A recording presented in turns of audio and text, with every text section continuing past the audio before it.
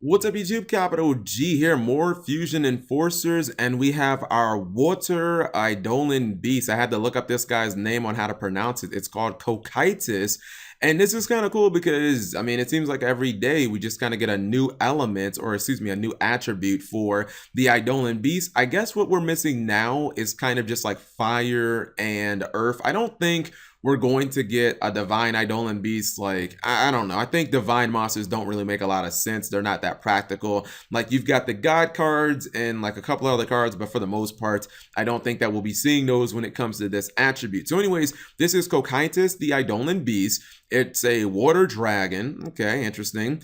Fusion effect monster, level 6, 1000 attack, 2900 defense. So that ass though. It requires Alistair, the Eidolon Summoner, which pretty much all of them except like the really big light one, they all require Alistair, plus a water monster. The first thing that instantly came to my mind is the first thing that came to everyone else's mind. You know, obviously old entity Norden, pretty much so many decks in the game just run Norden. Even if you don't have your own instant fusion, your opponent's probably playing something with, and just use their Norden. You know, maybe you get lucky and you're playing against like Mermail where they just have like an abundance of water cards in their graveyard, but like who doesn't play Norden at this point? You know what I mean? Like I feel like everybody plays that. So anyways, this guy is essentially a Majespecter. Effect number 1, cannot be targeted or destroyed by an opponent's card effect.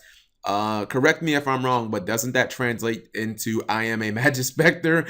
Like that? Yeah, that's 100% you are a Majespecter. And we know how difficult it is to kill Majespecters, especially when you summon Cocytus in defense mode. And I mean, it's just basically sitting on that 2900 ass. I mean, you basically have to go into like, you know, Utopia the Lightning, or you have to summon like Blue Eyes White Dragon, or you have to basically bring out the big guns to get over something like this. It says this card can attack while in face of defense position. If it does, apply its damage, apply its attack for damage calculation. This is cool because basically, like, one of the most annoying things, I don't know if you guys have ever played against Super Heavy Samurai, it's basically the fact that the deck is kind of like immune to Mirror Force, and this card is too. You basically just kind of put it in defense mode and you constantly attack your opponent, and they can't really use Mirror Forces because those really only affect monsters in attack mode unless you want to use, I think, the crappy Dark Mirror Force, but no one wants to use that card anyways. Now, the attack of this card is not that great. However, we know that you can put Alistair back in your hand and you can easily make this thing 2000 attack. So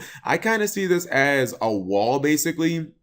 Like, this seems like a very solid turn 1 monster to put on the field, even if you have like minimal defense, because again, outside of like a Utopia the Lightning or a Blue Eyes, it's just a fucking hard card to get over. Your opponent's pretty much going to have to go for things like, I don't know, Ignister or just, you know, Trishula non-targeting removal, and it just makes it super difficult. So let me know what you guys think. I think the card is pretty good.